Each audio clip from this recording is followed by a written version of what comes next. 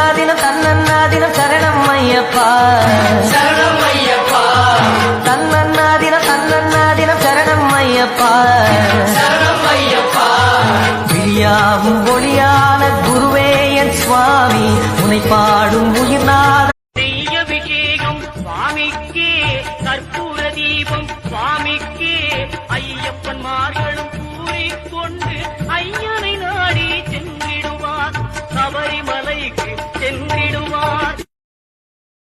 Download ShareChat. விழியாவும் ஒளியான குருவே என் சுவாமி உனை பாடும் உயிர்நாதம் சரணம் ஐயப்பா பார்த்த சாரதியின் மைந்த